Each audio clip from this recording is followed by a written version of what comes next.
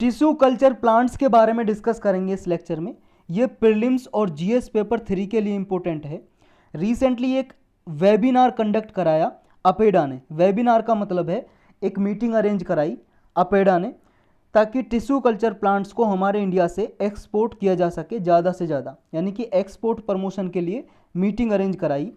अपेडा क्या है इसके बारे में तो आप जानते ही हो। Agricultural and processed food products export development authority. ये 1986 में पार्लियामेंट ने एक्ट पास करके बनाई थी ये बॉडी, यानी कि स्टैट्यूटरी बॉडी हो गई।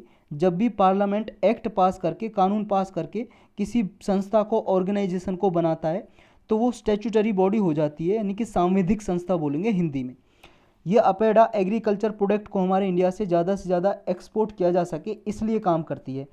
तो यही काम कर रही है अभी भी ये। इसने वेबिनार जो कराया है कि टिश्यू कल्चर प्लांट्स को ज़्यादा से ज़्यादा हमारे इंडिया से प्रमोट किया जा सके। जैसे टिश्यू कल्चर प्लांट्स में आएगा लाइव प्लांट्स हो, कोई पौधा हो, फ्लावर हो, कोई प्लांटिंग मटेरियल, प्लांट का कोई भी मटेरियल हो, उसका कोई भी पार्ट, सेल हो, ऑर्गन हो कोई भी प्लांट का, या फॉलिएज हो, तो इनको प्रमोट किया जा सके, ज़्यादा से ज़्यादा एक्सपोर्ट किया जा सके। और अपेडा का साथ दिया डिपार्टमेंट ऑफ बायोटेक्नोलॉजी। ये डिपार्टमेंट ऑफ बायोटेक्नोलॉजी ने भी इस वेबिनार में पार्टिसिपेट किया था, हिस्सा लिया था। तो ये क्या है प्लांट टिश्यू कल्चर, इसके बारे में जानते हैं और इसके फ़ायदे नुकसान क्या होंगे।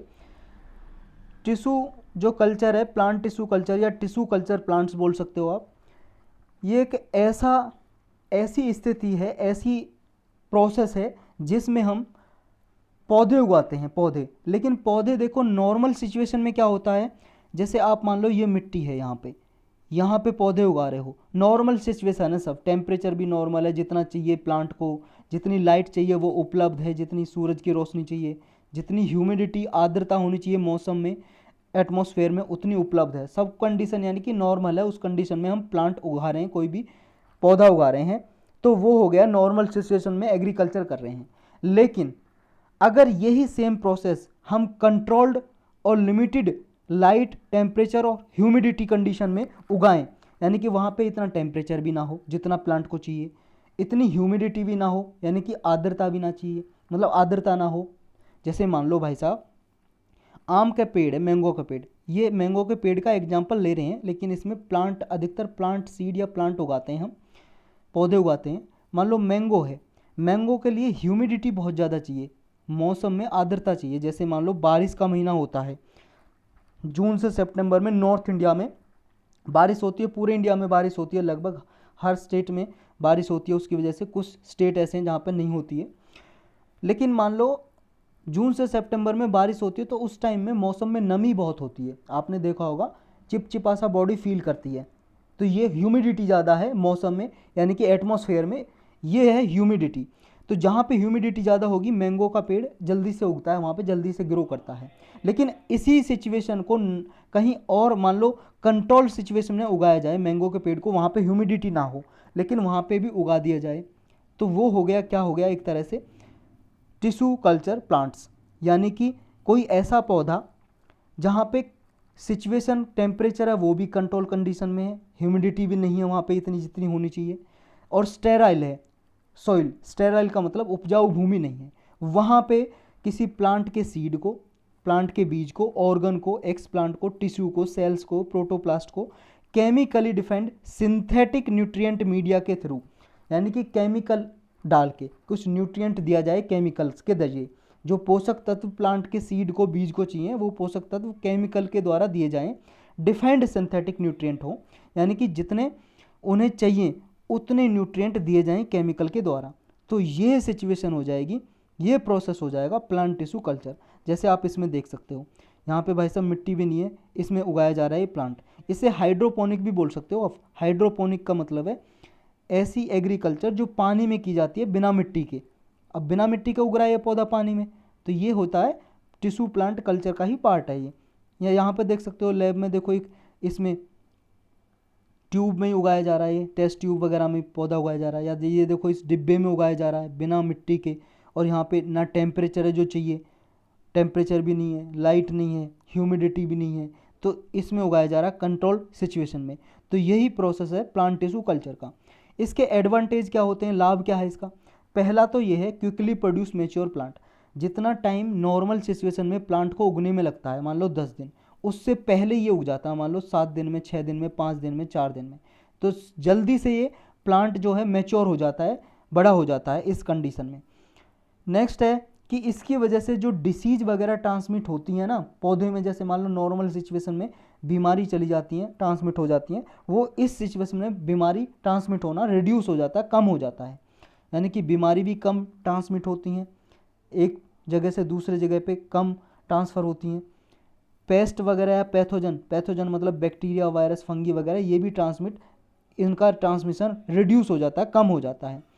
नेक्स्ट है कि इस कंडीशन में टिश्यू कल्चर प्लांट है या प्लांट टिश्यू कल्चर है, इसके थ्रू क्या है, जो नेटिव प्लांट स्पीसीज हैं, नेटिव का मतलब हमारे मूल निवासी जो प्लांट हैं, जैसे कोई पौधा इंडिया में ही पाया जाता है, हम उसको स्टोरेज करके रखना चाहते हैं उस बीज को, यानी कि मान लो ऐसा हो कि सारे के सारे प्लांट काट दें, ऐसे पौधे हैं, मान लो किसी ए प्लांट है, इसकी वैरायटी हमारे इंडिया में पाई जाती है, अब ऐसा हो कि लोग मान लो इसके सारे पौधे या पेड़ इसके काट दें, अब एक भी ना बचे, तो सोच लो वो तो लुप्त हो जाएगी ना, एक्सटिंक्ट हो जाएगी। ऐसी बहुत सारी वेराइटीज़ हैं प्लांट की भाई साहब, प्लांट की भी, एनिमल की भी बहुत सारी वेराइटी हैं जो लुप्त हो चुकी हैं, अब है नहीं, पहले हुआ करती थी हजारों करोड़ों साल पहले, लेकिन अब नहीं है वो ऐसी वेराइटी। तो ऐसी हमारी जो नेटिव प्लांट स्पीसीज हैं, ताकि लुप्त ना हो, उनके जेनेटिक प्लांट मटेरियल को स्टोरेज करके रखा जा सकता है इस टिश्यू प्लांट कल्चर के जरिए, यानी कि उनके बीज को, सीड को स्टोरेज करके रखा जा सकता है। जैसे मान लो उनकी सारी वैरायटी ख़त्म हो गई तो दोबारा से उगाया जा सकता है यहाँ से।